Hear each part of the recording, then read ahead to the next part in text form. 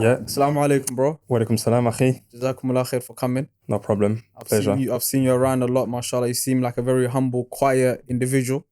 Be shy, by the way. No, Fine. shyness is part of the deen. You know, I think nowadays, people think shyness is like a bad thing, but shyness in moderate ways, obviously, has his goodness. You know what I'm trying to say? Yeah. It's good to be shy, but MashaAllah, how did you get into shyness? who, me? No, how did you get into the topic of shyness with the brother? Yeah, he said he's a little bit shy, so I said, look, shyness is a bit good. Do you know what I mean? Inshallah. But usually we just ask, what's your name, where you from? Just give us a little background. Yeah, so Joshua. Are you shy and First. you got 4 wives, Akhi? Yeah? Are you shy and you got 4 wives? Nah, I don't go for what? I wish. No, I'm joking. Bro, let me bring out the notes.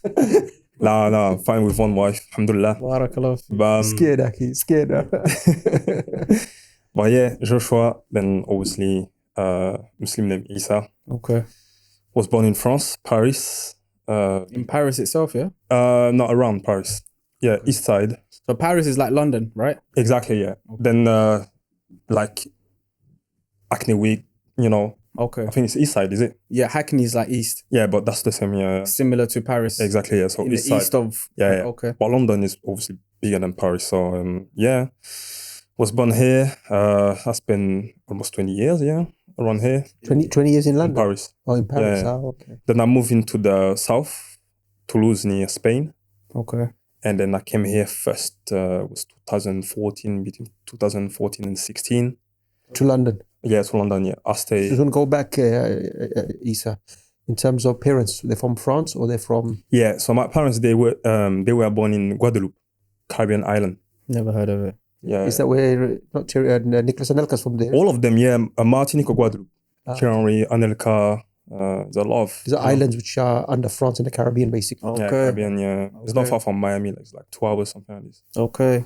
And then, so they moved in France. Thierry Henry, Nicholas Anelka, all of them, they're from there, yeah? Either Guadeloupe or Martinique. Martinique, yeah. And then they were raised in Paris also. They were born in Paris. Yeah. And your parents are from... Guadeloupe, yeah. Okay. So they came in their 20s in France, yeah.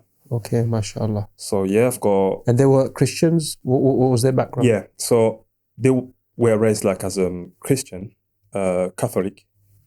So this is what I've been through. Like when I was a kid, go to the church, Okay. been baptized as well. As a kid or again after when you grew up? So no, not as a baby. I know like some people like do it as a baby now. When you're a baby, you just baptized straight away. But I was 9 years old, I think, something like this. So you follow like classes before for 1 year, then you get baptized. Mm. Then you follow classes again. Then you get your they call it first communion. When you say classes, is that like an actual class, like learning? Yeah. Okay. Was it every Wednesday, I think? Okay. Yeah, so after school, so classes, for 1 year, once a week. Then you do another year of classes, and then you get your, they call it declaration of faith, basically. Shahadah, yeah. It's like shahadah. yeah, basically. And then after that, if you want to go further, like you start traveling and stuff like this. But I Is just it stopped. Catholicism or is that what your family were Catholics or Yeah. Catholics, yeah? Yeah. Okay. I don't really know if like, other Christians, they do that as well, but yeah, that's what we've done as a Catholic. You mentioned you grew up in Paris. What was it, the east side? Yeah, east side, yeah.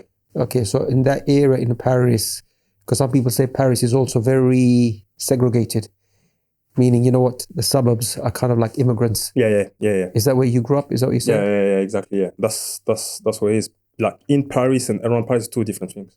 Okay. Yeah, 2 different things. Yeah, so it's like here it's the same basically. Like Catford, it's not the same. Like central London, it's different. Yeah, like Chelsea. Yeah.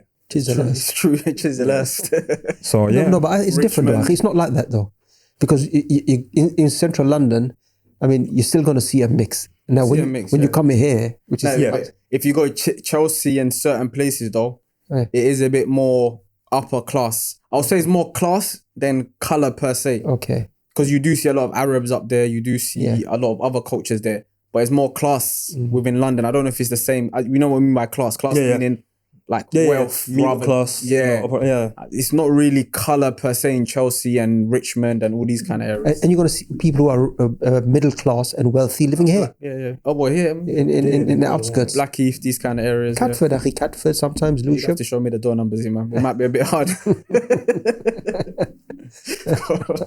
But also, I mean, is it color based there in Paris? It's mixed up. Basically, in Paris, you're gonna have, like he said, upper class somewhere, and then next what do you call it? Next area is gonna be only black or only Arabs or Chinese, or it's kind of mixed up. But where I lived in Paris, two different things. Okay. It's very different. Yeah. Would you say color based? Ethnicity based? Yeah, it's mixed up. The color is mixed up everywhere. Okay. But I mean the vibes, and then then it's different.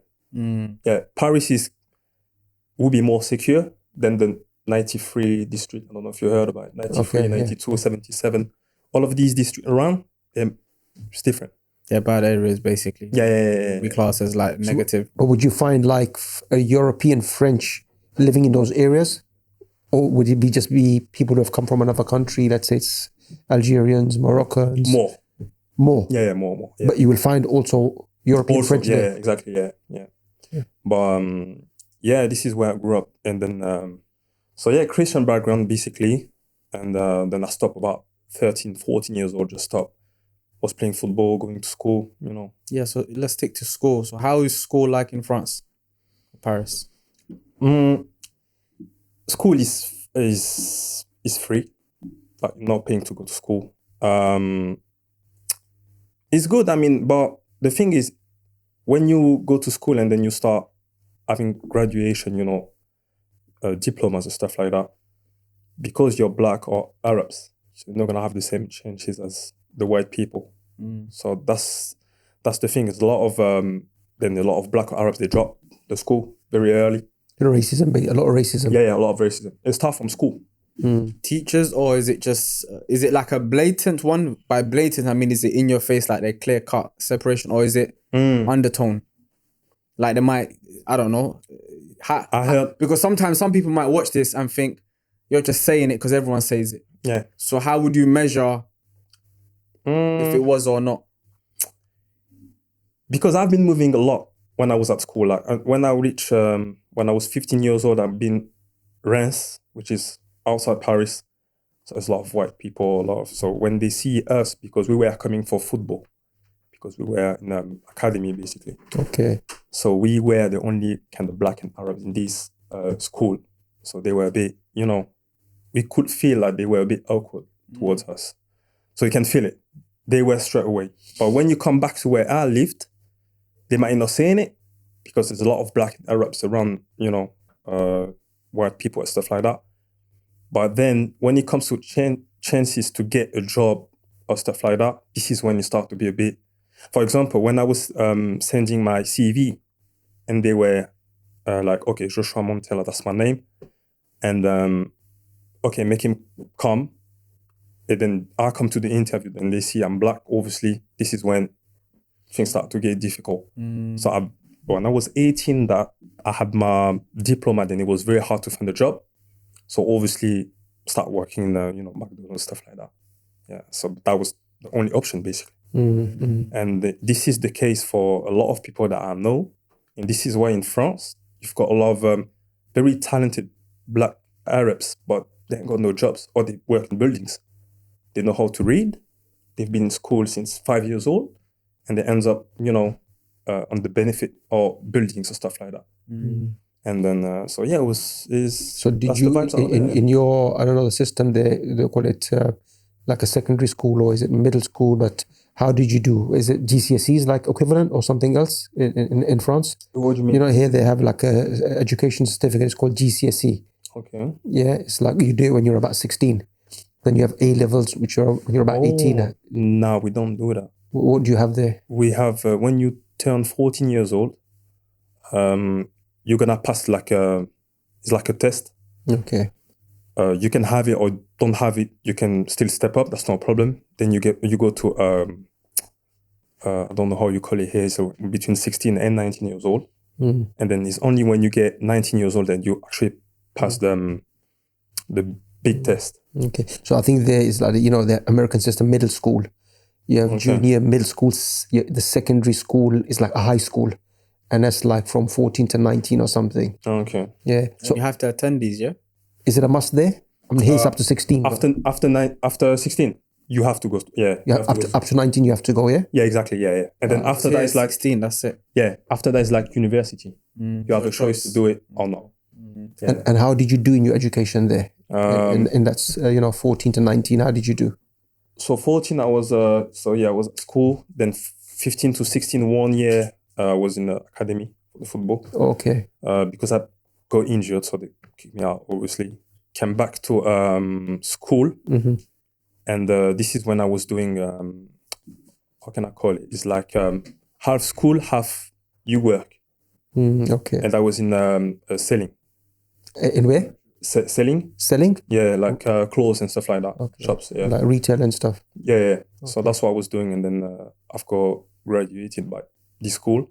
And then I stopped. At the age of 19? At the age of 18. 18. Yeah. Okay. 18, yeah. And in terms of, for example, yourself at that age, football, of course, football can be a very positive, meaning, it gives you direction. Yeah. You gave me early discipline. Yeah. Was that the case with you, or did you kind of like waver as well in terms of, how do you say, road life, street life, or were you just disciplined into football? I was disciplined to football, but I mixed it up with maybe parties and stuff like that. Like going out with my friend before, because we were playing every Sundays, or I was going out on Saturdays and stuff like that. This is how you get injured, because you're lacking you might be good in football, but because you're lacking discipline outside the pitch, then you start getting injured and stuff like that. So this is how basically I lost it. But then I kept playing football anyway. But then, mentally, because you come out from academy and stuff like this, it's very hard like to kind of bounce back, I would say. So I started hanging out, and stuff like that until... Anything negative? Anything negative hanging out? Yeah. But drink, bad company, all of these things, Yeah, because France is also known to be like worse when it comes to gangs than England. For now, because I got a few friends over in France. Yeah. And I got family as well. Yeah. And they say when they come here, it's like, this ain't really gangs. It's like... It's just nothing. It's like, over there, it's like prop big guns, and it goes off much more worse than here. But you don't see it in the news, maybe because we don't watch French news, but France doesn't have... From here, I don't think of France as a gangland place. America, yeah. But not France, but I hear it has that as well. Yeah. I do have some friends that like proper involved in this kind of thing, but never touch it. Never went that far. You weren't involved in that? No. Because the education, the parents, they're not playing. So never been involved with the police and stuff like that. Just, hanging out, and then... But yeah, they do have a lot of gangs and stuff like that. It's quite... You can get involved with like big problems if you're not careful where you're going. Because you have all of these... I don't know if it's the same here, but like if you're from Catford and you go Acne Week, you might get in trouble. In France, it's the same. I'm from a district. If I'm going somewhere else, I might get in trouble because they know, this guy's not from here.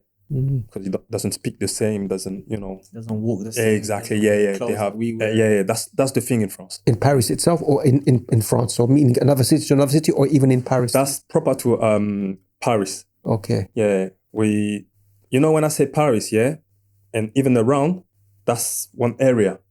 Okay. And then the France, that's the rest. Lyon, Toulouse, all of this, Marseille. Yeah, Marseille, and that's different. But in Paris, this is the vibes out there. Okay, so just a question on that now. So, Issa, some people blame the treatment or mistreatment of especially immigrants in France. And not giving them employment, not giving them rights, secluding them from society for, them to be involved in gangs or drugs and so on. Do you think that is correct? I felt like this for a long time. Okay. And obviously when I reverted to Islam later on, this is when my mindset changed a little bit. And then I understood that obviously we all have talent somehow. We all good at something. Mm-hmm. Because when I look at, for my friends, for example, they work, they're on the benefit, or they work in buildings and stuff like that. But they're talented. They can maybe cut hair. They can, if you work in the buildings, you might be able to do a lot of good things, So you can become even your own boss or something like this. But it's all about think about what you're doing good and then go for it. But that mindset in France is not, here, for example, I see a lot of brothers, mashallah, they own boss. They sell their own stuff. But in France, it's different. They're not thinking like that. So are you trying to push the blame on everybody, including, let's say the immigrants who never put the effort into achieve certain things? Are you trying to say that? It comes both sides, Obviously, they're not gonna give you any chance like to work and stuff like this. But you as well I believe you can think and say, look, I'm talented in this area, this field. Let me maybe, start, doing something, or build business or something like this. Okay. It comes both sides, So one thing with me is, especially with Muslims, let's say the Muslim immigrants have come from Muslim countries into France or even other countries, there needs to be a concept of halal and haram, permissible, impermissible. So certain things, even if society is mistreating you and you're not getting what you should get, rights like everybody else should get, it shouldn't mean as a Muslim you should turn to something which is haram. Selling drugs, that kind of stuff, or robbing or something. A Muslim should never do those things. So Muslims turning towards that, say in France or Paris and so on, what's their reasoning then? Now that's, in France it's different. Like when you see these Muslims, they're selling drugs and stuff like this,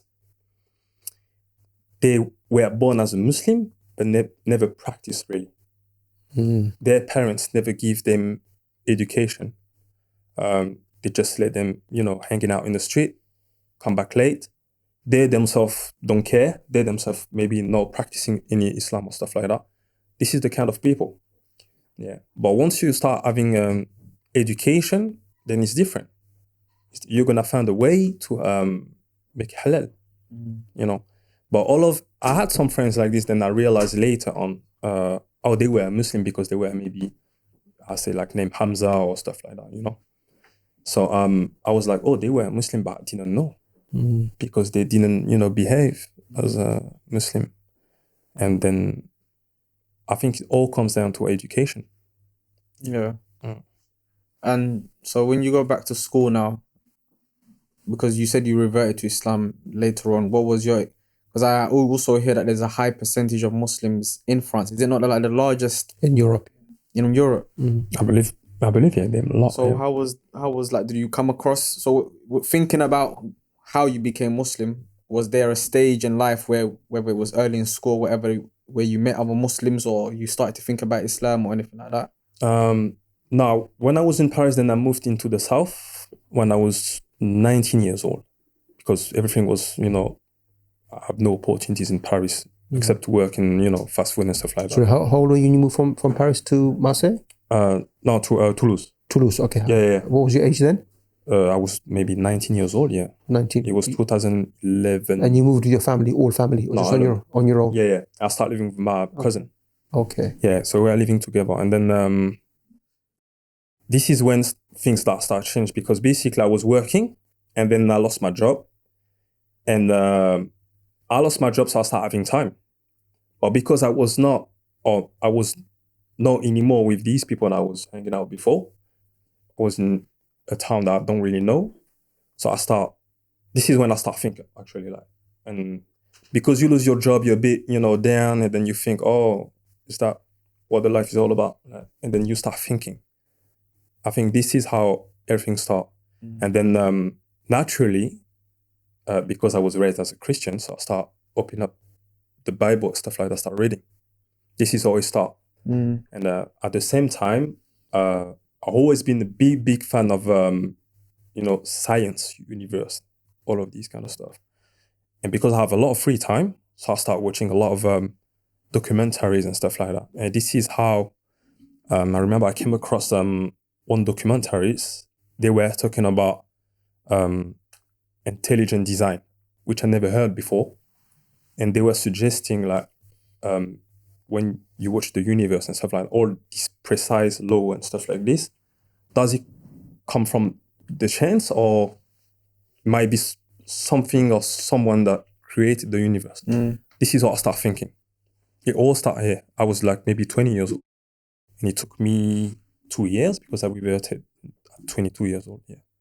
Okay, so in that time, you started to open up your consciousness to learn more things. Basically, you didn't just stick to Christianity. You was you open to other religions, or was it just that you were just watching documentary and then Islam came your way, kind of thing?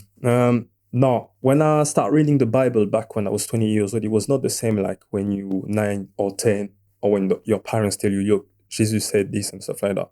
So when I opened up the Bible at 20 years old, I was like, something's wrong. Contradiction, I found out. So all of these things made me think, but I wasn't on Islam at all because I was thinking Islam is no way, man. So I started looking the Torah, the Jews, start looking about the Prophet and stuff like that, like the chronology, that's what you call it, Yeah. the Prophet and stuff like this. And I was like, okay, so we stop at Jesus because Islam was just out of the picture. There's no way, man, for some reason. But because when I'm looking to the Torah that we have today, I found out it can't come from, can't come from God as well because you got a lot of contradiction, got some very bad stuff inside it. I do not believe that's the thing that Moses was carrying with him back in the days. And then I had no choice, obviously, like to start getting into Islam. This is how I came with the Quran. But I'm sure, Isa, there must have been a lot of Muslims around you that, because like we said in France, I think 10, 12 million Muslim population. Yeah. So didn't you have any friends? No. That's the craziest thing. And I didn't, back in the days, no friend at all. That were Muslim? No. And actually, I was hanging out with 2 other friends and they became Muslim as well. Because we were all free, no job, free time, and just learning. Just trying to understand. In Toulouse? What about in Paris? In Toulouse, yeah. Paris, no. The suburbs, there's a lot of Muslims in those suburbs? Yeah, but because I'm Caribbean, so I had a lot of Caribbean friends. They're all Christian, partying and stuff like that. So was there segregation even in the suburbs, like people did? Yeah. Caribbean people, they stay together. We know, everyone. Yeah, but we don't mix like that. Exactly, yeah. You're hanging out with the people. That here is more mixed. That's what I like. It's very, very different. But it was in Toulouse, that I started, learning about Islam. You started reading the Quran? How did you start learning about Islam? So, Quran, first I opened it. I find it very attractive for somehow. And then easy to read. Because the Bible is heavy. It's a lot of metaphors, stuff like that. It's very hard to read. It's different. And then when I opened the Quran, I was like, that's a very attractive book. And then I came across one video they were talking about the science in the Quran, the miracle. And then this is when I was like, oh, because I was a big fan. And then all of these things that they were saying, I knew it from other documentaries. But when I found out I was in the Quran, so I was like, how I can have these kind of information like back in the days. And then I start look up so where the Prophet lived, what he was doing, at what time. And then, all of these things adding together, I was like, something is going on. And then when you look in... On your own? All this on your own? On my own, yeah. For 2 years. You didn't kind of like come across a Muslim you're in Toulouse at the moment, yeah? Yeah, like a Muslim or a masjid or... No. The first time I went to a masjid, it was here. Subhanallah. Yeah, because I reverted, like I was 22 years, I remember it was January, and I came here in August. And this is the first time that I actually went to a masjid. And for 2 years, I was just reading stuff and then slowly understand, okay, something is, something is going on. Who did you take shahadah there with? Did you go to a masjid to take your shahadah, declaration of faith? So the friends that I was the friends I was hanging out with, looking information and stuff like that, they took shahadah way before me. Okay. Yeah. And They were from the Caribbean as well? one is from Africa, Okay. and one is from Caribbean as well. Yeah. And then I tried to go to the masjid and I explain to them, like I explained to you, look, I've been looking into Islam. It's been 2 years now. I understand, who the Prophet is. I understand, about, all of these things in the Quran. And then I want to take Shahada. I believe in all Prophet and I accept the last one, So, and the guy told me, look, you have to come back. I can't do it right now. But I said to him, look, France is messed up, man. We need to go to these imams, man. What's going on? And somehow, but then I said to him, look, it's like someone come to you, say, I'm going to give you some money, like, you know what, I don't want it today. I'll take it tomorrow.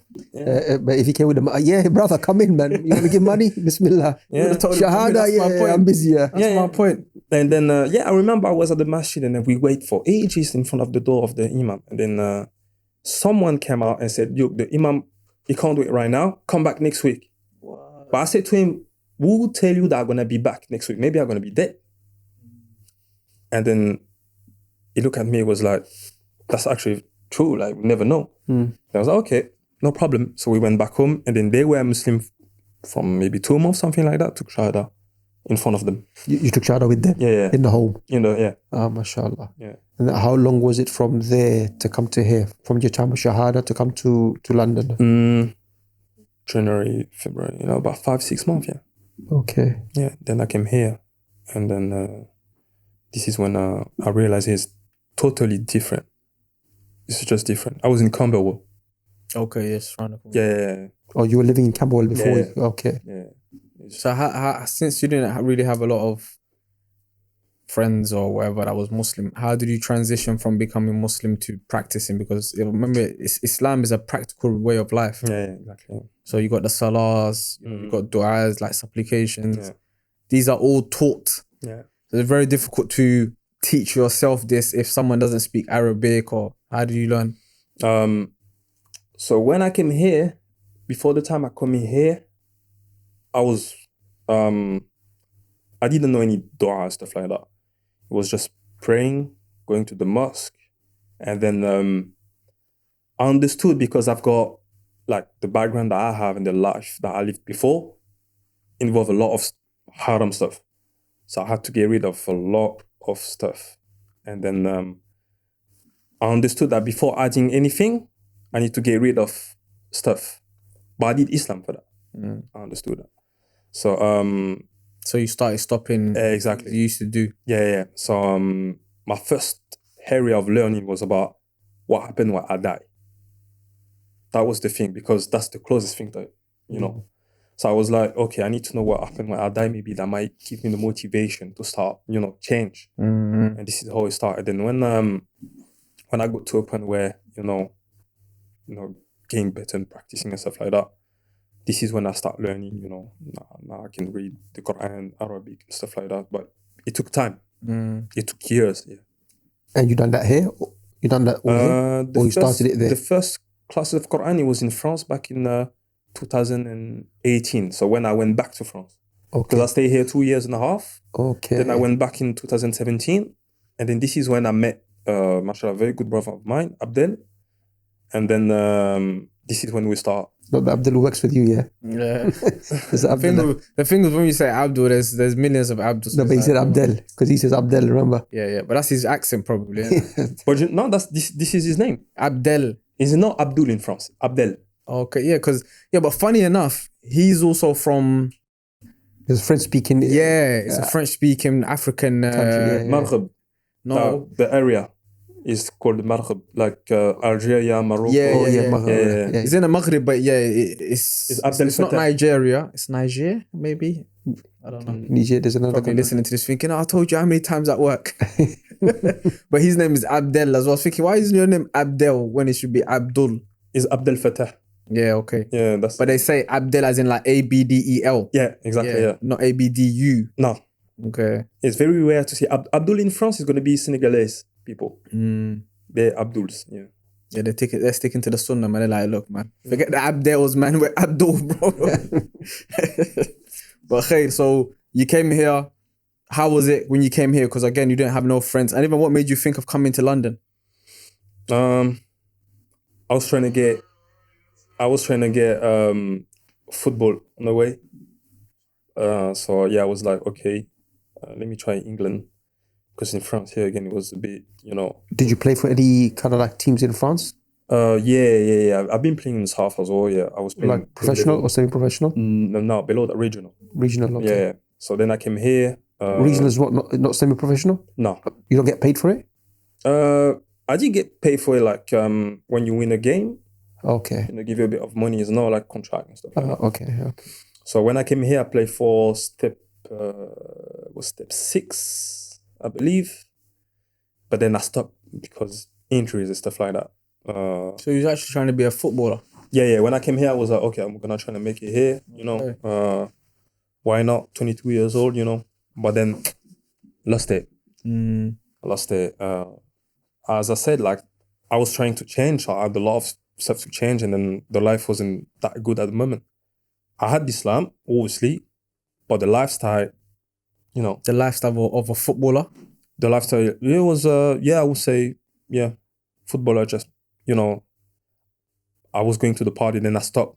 When I came to England and started going to the masjid and stuff like that, this is when things start to change, but slowly, very slowly. I stopped partying. I stopped, a lot of stuff, but it took time. Yeah. Not easy. Yeah. So just going back to your France, Isa. So, there's a lot of Muslim, let's say, personalities, football players, prominent ones in your time, before your time. So did you look at them and think, you know what? Yeah, something that I can look into before? Because you had, what was the player? Anelka was the Muslim. Ribéry?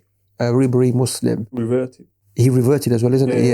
Yeah. And then, this is now Kante and so on, Muslims. Yeah. But France has had that. And also, you Pogba. probably, Pogba, but this is late. I'm thinking before, Okay. while you were maybe studying or, and also in terms of a large Muslim population, that you probably had some acquaintance in class, in school, as a Muslim, he's going to the mosque. You didn't make you reflect earlier on about Islam? Do you know what? When you revert to Islam, you think back and you realize there are some time in your life that you were getting closer to Islam. Okay. And I spoke to a lot of revert people. They say the same thing, So I remember when I was a kid, sometimes I was looking in the sky and then I was like, oh, who made this? Then it's just 2 seconds. You ask yourself, and then gone. And then at school, I remember I met one guy who was putting the Quran in my hands. I remember when I was academy center. So I was like maybe 16 years old. Yeah, I remember this guy was telling me, look, that's good. And I was like, oh, that's actually, not too bad. But then, small moments like this. But I've never been around proper Muslim that I can tell they're Muslim, practicing. Like all of these terms at masjid, mosque, and then the Quran, all of these things, they came later on. And for me, the Muslim that I knew, they were not practicing. Or the behavior wasn't here. But how did you know they wasn't practicing? Was it in front of me? I mean, they were not, I was actually, hold back from them because they might pushing me like to do bad stuff and stuff like that. This is what I'm saying this. Yeah. How did your family take your Islam? It was hard at the beginning. It was very hard because in France, in France there were a lot of attacks, terrorism and stuff like this. And then every time I was going to the masjid here, my dad was calling me, like, did someone came to you and ask you like to go for, jihad or stuff like that? I was like, no, Dad, it's cool, no worries, I go back home, no problem. Every time. And then it's only when I came back home after 8 or 9 months, they actually saw, oh, Josh is still the same, laughing, it's good, but it's just, praying, that's it. It's just doing his thing, but it's still the same. They were afraid I changed, and they were afraid I'm leaving the country. Because I remember at this time, a lot of French people, they were revert and then go to, abroad and stuff. Yeah. a lot of cases like this. So they were very, very afraid until I came and then, have a chat with them and then tell them, look, I'm the same now. I play football sometime, I go to work. Make sure you don't travel nowhere, yeah? Make sure I'm staying here. I was like, I'm staying here, no problem. put us into problems as well. Nah. You should have just told him, look, man, my imam is Imam Shakil. Just go on Google and, search him. But that's... So I told you, change mosques. What they might do is Google him. You ain't know the road, don't smile. He's always upset. He's always angry.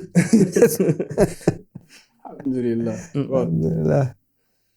So in terms of from your family perspective, anybody become a Muslim? Anybody, and are they now okay with you being a Muslim? Yeah, they're all fine with this. But I've got one sister, she's Muslim. Oh, mashallah. Yeah, she's Muslim. After you or before you, she took shahadah? I think before me, because when I became Muslim, she told me that I'm actually Muslim. I was just hiding it. Subhanallah. And I was like, wow, really? And because she grew up with Muslim then. Okay. Yeah, she grew up with Muslim. So it was West Side. And then I've been living with her before going to the South. I was in with her. Paris, yeah? Yeah. 1 year. But she was not Muslim at that time. I don't think so. And then when I became Muslim, she said, yeah, look, I'm Muslim. And then she now raised her daughters, Muslim. Okay, mashallah. Yeah, mashallah. So, yeah. Because I know over there's a lot of Muslims, but because they put a ban on hijabs and you can't work in a bank and certain things like this, a lot of people, even my auntie, when she went there, she said that she can tell this person's Moroccan or Algerian or whatever, but they're not wearing headscarves. So the Islam is there, but it's been watered down to such a way that you can't really tell who's Muslim and who's not sometimes. Because the system has made it that if you look like you're practicing, you're not going to get to certain positions. So you have to water down your way of life to get into certain positions. Yeah. Strange thing, what's that term they have? Liberty, fraternity, what was the three things? Liberty, fraternity, and... Yeah, equality, yeah. Equality, so liberty, equality. Fraternity, and equality. Liberté, égalité, fraternité. Yes, yeah. So it's like, okay, you got your liberty, you got your freedom. You got your equality, everybody's supposed to be equal. Fraternity, you're all kind of like one and together with them. With none of that. That's a big except Muslim. That's what they should put on there, except Just make it clear. Just make it clear. At least make it clear, do you know what I mean? Because at least in England, right now, alhamdulillah, it's open. Do you know what I mean? It's all right. The government's okay. They're not on your back like that. Do you know what I mean? But I feel for the brothers and sisters over in France. I always think to myself, wouldn't it be easy to just, personally anyway, live in a place that pushes you out, keep it skipping. Allah has made the world very vast and open. Problem is, they feel like, look, we're French. And remember, some of the people who've come there, it's like their third, fourth generation. So to them, that's their home. Now, why should we leave our home and compromise on our religion and the others don't have to do it? So some of them, they're striving for their rights. I think if you're striving for it, strive for it. Yeah. But the problem becomes when you water down your actual way of life to then compromise that. So you're not necessarily fighting if you're compromising. Yeah, true. That's where the problem is comes. Hijab banned, like you can't wear it on the street? I thought hijab was like, okay, you can wear it, but in certain places they don't want you wearing it. Since I'm here, I just stopped when I came here for the second time.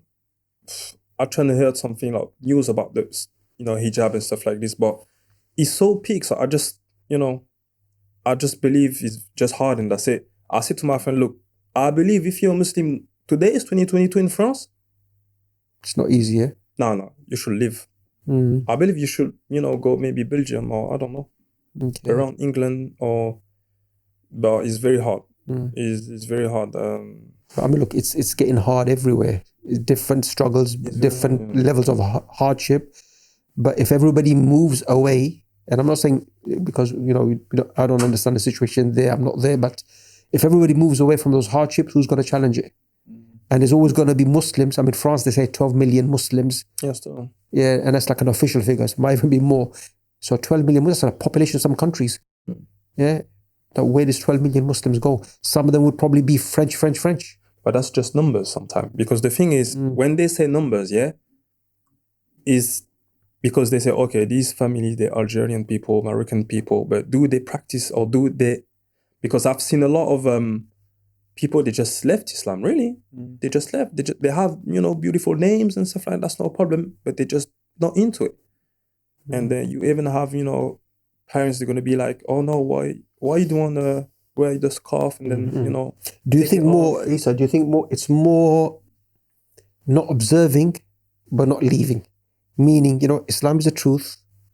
We need to worship Allah. We need to follow the Prophet. There is Jannah, there is paradise, hellfire, there's a day of judgment, but I'm weak in observing certain things. Yeah. Or are you saying, look, there are people who just say, look, I'm not a Muslim. This ain't the right thing. Is that the case, or is it the first one? I think you've got both. You've got both, yeah. But a lot of people struggling, like just to, like you said, observing. Okay. Yeah. Some people left, literally. They left Islam. They said, you know what, man? We came here. We start hanging out with proper French people. They lost it. But some people, the majority of the people, it's very, very hard to observe Islam because you can't work. But the Muslims, though, they believe this is the truth. Yeah. Some people still believing, but like it's gonna be Ramadan, they're gonna, maybe practice a little bit. Then when Ramadan stop, it's over. Here I can recognize Muslims, brothers, but in France, sometimes you say salam, they don't say it back. They don't say back. A lot of them shave. And you can do whatever, that's between you and Allah. But then they come in a position, like if you leave your beard, they're going to be like, why are you doing this? Okay, so it's not like they're not even observing it. That's what I'm saying. They even push upon you to not observe. There we go. Yeah, that's what I'm saying. Yeah, this is the biggest problem. There were, even with the hijab, there was some kind of like, you can call it Muslim, but there were women who are coming from Muslim countries, born in France, maybe second, third generation, but they were against hijab. Yeah. Women, you're a Muslim, supposed to be. How can you be against an Islamic, something which is part of Islam? They're cracking jokes about us. If you start, grow your beard, you wear hijab, and then you go to the mosque, you're trying to make it once a day or twice or whatever, they're going to be like, oh, mashallah, bro, yeah, mashallah is, But in a sarcastic way. Yeah, exactly, yeah. Oh, mashallah, oh. And then they don't want to hang it out with you. They would rather go for, their university friend and people that, I don't think it's, it's not completely negative, because, sometimes we as well, we make Islam feel it's like a ethnic identity. Because you're from a particular country, you have a particular kind of like skin tone, you're going to be a Muslim. Allah Ta'ala is showing us, no, look, Prophet Sallallahu Alaihi Wasallam, family members, what was his, Abu Lahab. Abu Lahab is his uncle, his dad's brother. And Allah mentions him in the Quran and being a non-Muslim and cursed. His uncle Abu Talib. So, it's not like because you're from a particular country, you're going to be Muslim. So now you'll find in France, those who are white, European, French, Muslim, observing more of the deen or trying to, be better Muslims than maybe people come from Muslim countries. To me, it's still kind of like it's a sign of Allah. Yeah, and we shouldn't judge people by their ethnicity and say, because they're from this part of the world, this is going to be Muslim. No, it's not the case. It doesn't mean anything. It doesn't mean anything. No, for sure. But you do have these issues. Because then even brothers that practicing a lot, they can be rude. So that pushes away as well. Too harsh, yeah? Yeah. Shadid, bro. His nickname is Shadid, which just means he's trying to soften himself, but sometimes I'm doing a lot of marketing to try to change my narrative. Alhamdulillah. This is one of it. But yeah, I'm gonna have to change his name to the soft leader. Not the resilient leader, the soft leader. Both, akhi, both. Time and place. Time and place, bro. It depends who's in front of me, akhi. But yeah, moving on. So now you've been a Muslim for how long? That's been 8 years. 8 years you've been Muslim. Yeah. What do you find the most difficult about practicing Islam, and what would you say is probably the easiest? What I find difficult, is it's not getting knowledge. It's not the practice, but it's the consistency. Consistency is hard. Because knowledge, if you sit down 8 hours a day, you will get knowledge. Practice, you can practice. It's practical, practice a lot, anything. But being consistent in doing good and avoiding, evil, this is what I find out very hard. Very, very hard, especially now. It's end of time anyway. But I think consistency, that's the word for me. It's very hard. But what do you think what can assist that? What do you think, can help a person being consistent? I think but I think we go back to knowledge. You have to have the will to get knowledge, because the more you know, the more you grow. I think, and then once you have knowledge, and then obviously, or if you take time to learn and then sacrifice, then you can become consistent, because the thing that you maybe find hard at first doesn't mean anything to you no more. You find it easy to live it, maybe. But if, you just sit down and say, you know what, it's hard anyway, it's end of time, no. I'm despondent. Yeah, that's not the good hope. Yeah, that's not the good behavior. I think you should always, strive. But yeah, being consistent is. Do you think company, friends help? Yeah. The right friends, the right company, support from them. Yeah, is key. Yeah. I mean, being around good people. Did you find that when you kind of like moved to the UK? Oh yeah, I mean, I think because you are here, but when you're from where I'm from, when you come in like the masjid like this, is totally different. But in a way you don't even imagine. It's very, very, very different. When I say to my friend back in France, look, that happened when I came here. You introduced me to the other brothers and stuff like that. They were like, wow, they've been in France and practicing Islam for they 30, 35 years old. The imam never spoke to them. Just this, the proximities. There's a distance between the imam and community. Yeah. The imam doesn't speak to anyone. You just, come and then, Are you laughing, imam? You give me that look, that's how I'm laughing. I know the reason why this imam is, he gets paid well.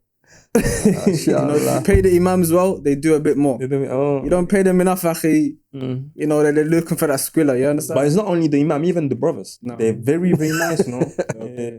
You just need to see where I live and where he lives and see who's getting paid, yeah? There we go.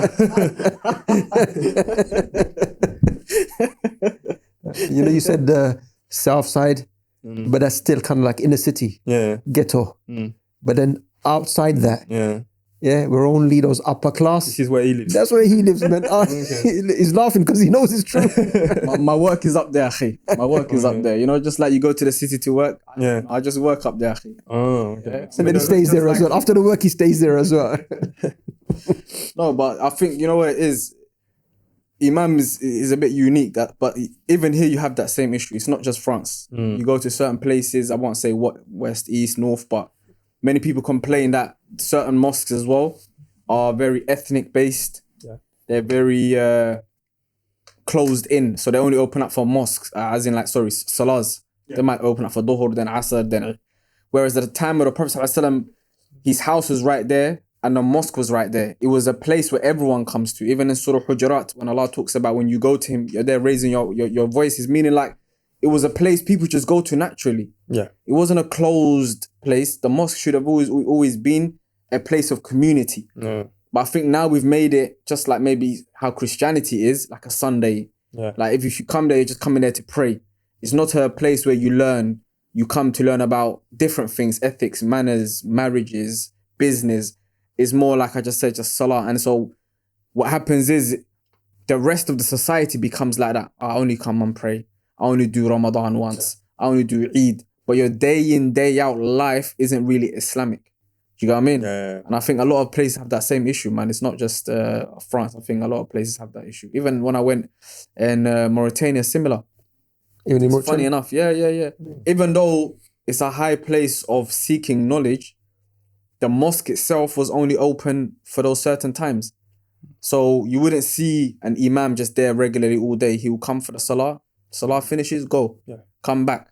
The students will be there because they're there to seek knowledge. Oh. Do you get what I mean? But here, alhamdulillah, like Imam Shakil, there's someone that's pretending to work or is working. You understand? He's there, you Pretending see to him all the work. time, he's doing something.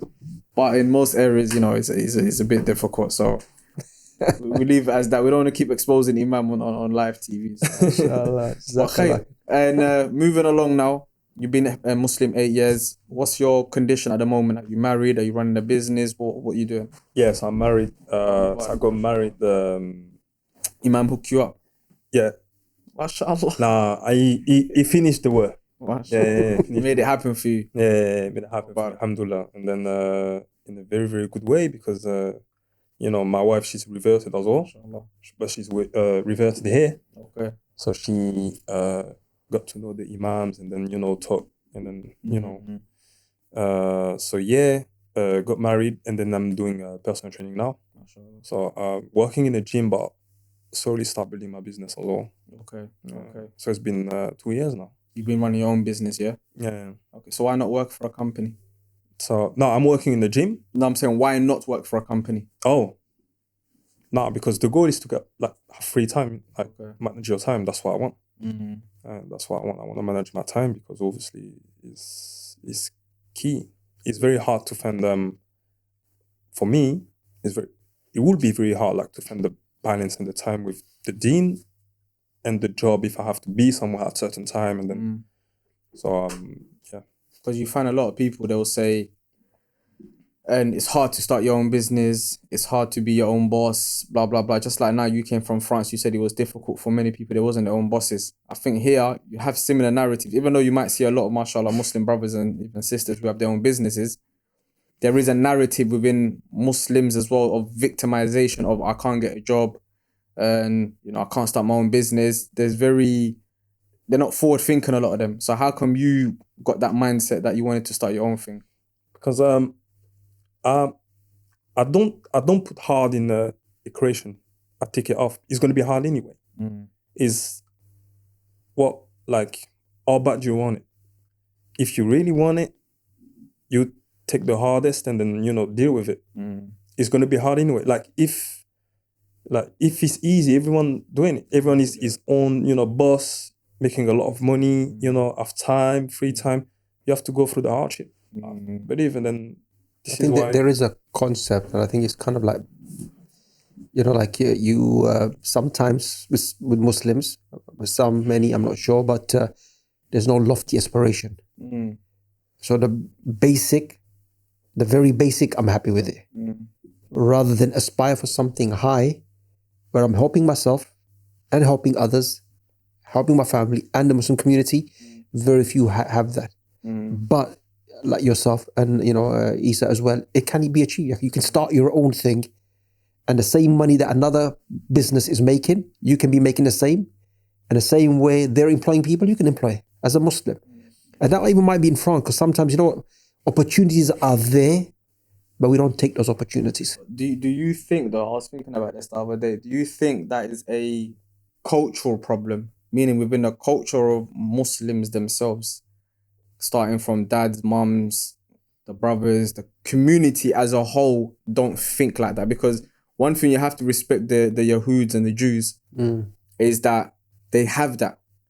Do you get what I mean? They work from the outside anyway. No one knows what's happening inside. There could be internal issues or whatever. But from the outside, they're one group. If you look literally everywhere they are, whether it's here, New York, France, wherever they are a people of wealth.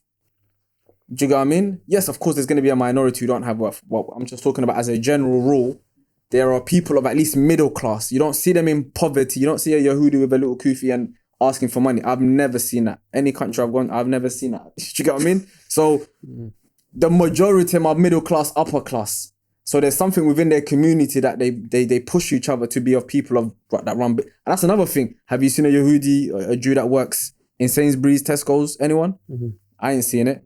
So that tells you the aspiration for them is to be business owners, not to be workers. And there's nothing wrong with being a worker, because every business owner needs to have a worker. Yeah, there's always going to be that collaboration. Not everyone is going to be a business owner, but you can still be a worker temporarily to start your own thing in the future. Do you get what I'm trying to say to you? So I think the question for me is, do you think it's a collective issue though? I think, look, of course, not religious, but culturally, it is, because look, how many Muslim families would also be, welfare or income support and so on. And I calm with that.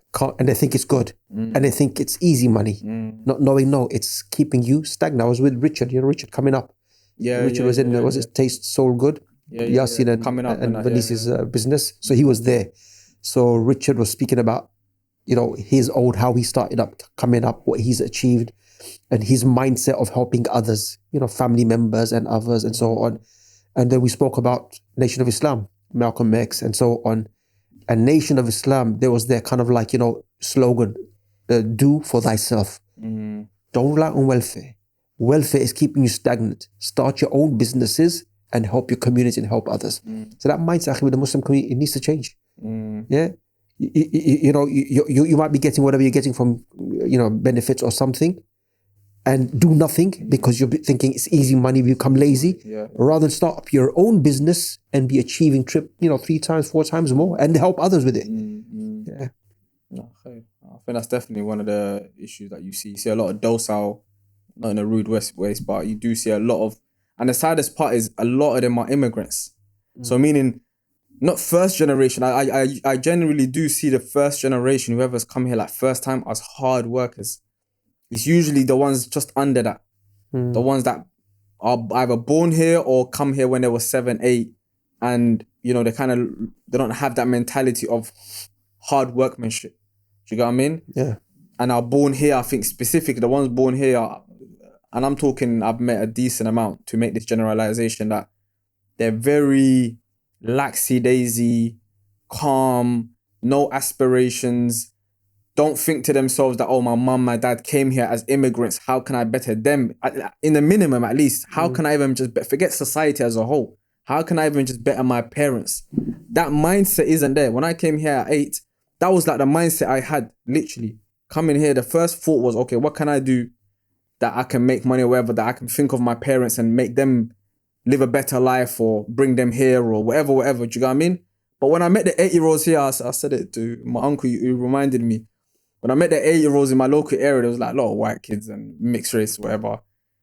And it was on the swings. So for me, I was mocking. I was like, these guys are all on swings and they're big men. So I'm 8. My mind is thinking like business, but they're there swinging each other in swings and little horses, and thinking the age of responsibility is less here. Yeah. Whereas over there and back home in Africa, the responsibilities are from a very young age. I mean, 8, 9, you might be working full time and looking after members of your family or helping in the home and so on. But yeah. Going to get water, something, helping your family, going to get money.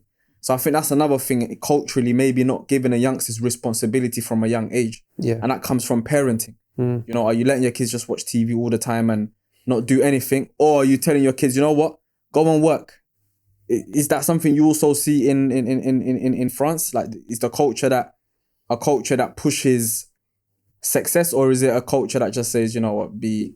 I believe it's the same, yeah. Because when I was going back to Guadeloupe sometime, that's where your parents are from.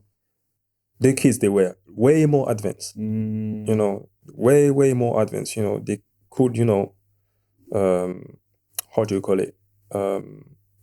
They plant the seed, get the fruits, get the veg, take out the goat. Survive if there was a war tomorrow. Yeah, they know how to, treat the land. These ones say if there's a war tomorrow is Netflix or, I don't know, Instagram. How do I get out of this? That's the problem. Yeah. But first of all, when you see they're walking around like barefooted, that's just different. It's just different. Yeah. And walking then around barefooted, no shoes. No shoes. Yeah, these ones you tell them put their food and rubbish in the bin outside and the tarmac is a wrap. I need to go back inside. It's totally different. Yeah, I believe what you said is right. It's all about culture and education as well. Cultivating them from a very young age. You realize, look, most people who are successful, you realize that, or even not even successful, but are doing something of greatness or hard work, they had to go through hardship. Like, hardship is a part of life. And I think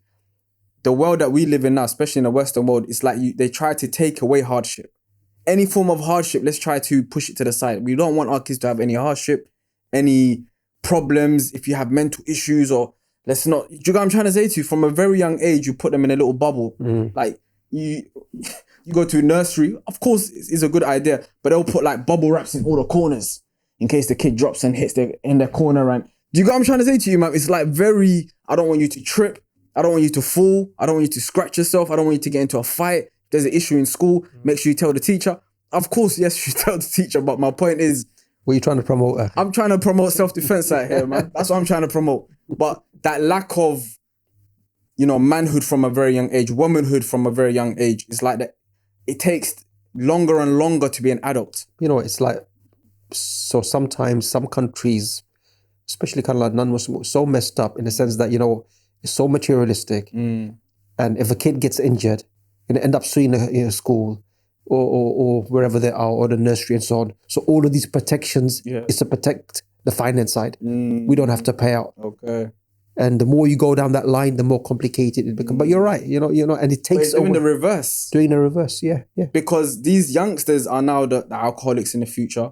Yeah. These youngsters are the ones that are taking drugs because they don't know what to do. These youngsters are the ones that don't know, in a situation of fighting, should I help someone? Should I run away? Or am I going to record? Like, because you haven't taught them all of these things from a very young age, in the future, when they're adults now, they cause more problems than they're actually solving. 100%. Yeah. So, I mean, look, what made you then? I mean, you're coming from the same, it's France, it's, like a European country, made you to have this kind of like passion, zeal to do your own thing. Why didn't you just be like the masses and say, forget this, I'm getting something and I'm happy with this? Why your own business? Why that? Obviously, to be honest, in Islam, they're saying it. The Prophet ﷺ, he had business, his first wife as well. So the mindset started here, actually. I was like, okay, makes sense. If you want to practice your religion and then at the same time have a living, you need to find that time. And find that time is being your own boss. And you have to change your mindset. And then it all start here. Change my mindset, and then make things happen. And then all start here. What do you mean, in Islam or in London? In London. That changed your mindset. Yeah. Change my mindset here. Okay. Yeah. Then when I went back in France, I thought that I could doing something with that mindset, and I realized, no, it's not working. This is why I came back here. Okay. Yeah. How did you find the support here from the Muslim community? Or sense of brotherhood and belonging and support? Did you find that? Yeah, definitely. They just, if they can help you, they help you. That's what I found out here. Compared to France, it's not everyone's going to be like, oh, I'm going to help, this brother. You want to do, let's say, personal training. I know someone needs, personal trainer, but no, I'm not going to, give the information because I would like to do it. Okay. But here, or listen, if I've heard anything or I know a place, then, you can go and anything, I push you, no problem, I give your number away, this is what I found here. There's support. Yeah. Talking about from the Muslim community. Oh, yeah, definitely. Yeah, a lot. And then... what would be the challenges in that field? Any challenges as a Muslim in personal training? You say, like, for example, now, business-wise, there might be a lot of women that want to kind of do, get to... That's that's one of the challenge, but because my wife is personal trainer as well. You pass it on to your wife. There we go. Yeah, he just said his wife's a personal trainer. Yeah, she's personal trainer. So inshallah, so you can tag team. So we decided, look, you're gonna train women, sisters. Yeah, make sure, it's like it's all right. My wife is ill today. I'm gonna take over the class for the next 6 months. Next 6 months, I'll be doing the class. So I'm sure in your contract was like. But you know what? But you know what? Here, what I found, we don't even have to push it because women themselves, they go to my wife straight away. They go to my wife straight away. So naturally they want to go to a woman. Yeah. That's why we realized that a lot of women naturally they want women to train them. Fitra, fitra. Yeah. That's what. Yeah. That's what it is. That's what it is. Human beings have that. Yeah. Yeah, it's Islam, man. You know, you want to go to a new. The funny thing is when you look at school, so sometimes when I'm picking up my kids from primary school, whatever, you know, you might come there early and see the kids playing, whatever. You tend to usually see the girls play with the girls. Yeah. The boys play with the boys. There's no one guiding them to say, make sure you play with. This is just natural. And even when you go to secondary school, most of the time, the majority of the time in secondary school, the girls are still hanging around with the girls. The boys are hanging around with the boys. That's natural. But obviously society now is pushing everything, mix it up, and you get what I mean? But in their natural disposition, that's a natural thing. I've been working in school in France, primary school. So they were between 6 years old and 11 or 12. You can see they separate each other naturally.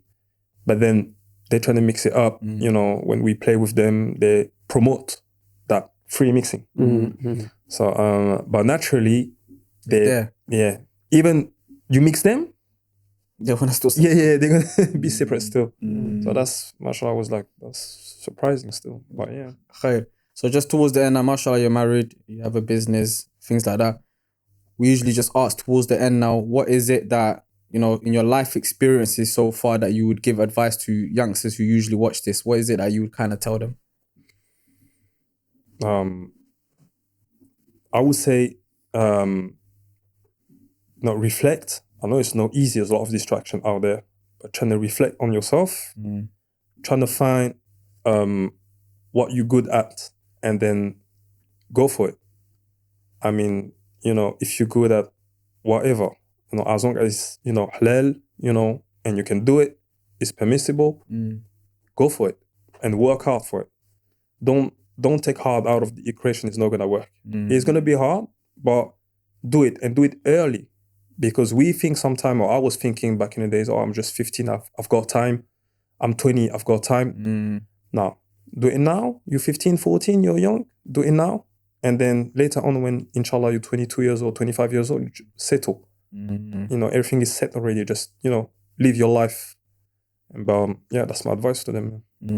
That's a good advice, man. Jazakumullah khair. Let's get him to, inshallah. I know, alhamdulillah, Brother Isa, he's in Ustad Ali's class.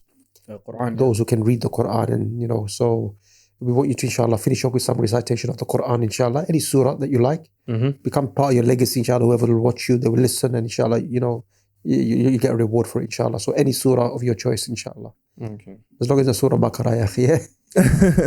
Al-Imran. You don't be here for an hour and a half. I wasn't expecting that, by the way. Okay. That's what Imam does, bro. It's nothing new. I'm looking for it. Bad Imam, you know, bad Imam. Okay, Bismillah ar-Rahman ar-Rahim. أعوذ بالله من الشيطان الرجيم. بسم الله الرحمن الرحيم. والشمس وضحاها والقمر إذا تلاها والنهار إذا جلاها والليل إذا يغشاها والسماء وما بناها والأرض وما طحاها ونفس وما سواها فألهمها فجورها وتقواها قد أفلح من زكاها وقد خاب من دساها كذبت ثمود بطغواها إذ انبعث أشقاها فقال لهم رسول الله ناقة الله وسقياها فكذبوا فعقروها فدمدم عليهم ربهم بذنبهم فسواها والله يخاف عقباها. MashaAllah. You sure you didn't practice it before you came in, akhi? No. Ah? On in Salah. MashaAllah. It's very good, man. Barakallahu Very good. Very good, MashaAllah. Barakallahu fiqh. Jazakumullah khair. And inshallah, we'll catch up on the next time, bro, yeah? Definitely. Pleasure to be here. Thank you very much. Barakallahu fiqh. And I hope, you know, all of these podcasts and stuff like that is going to, you know, keep going. Ameen. Never stop. Ameen, inshallah. Jazakumullah khair. And inshallah, we'll catch everyone on the next one. Wassalamu alaikum wa rahmatullah.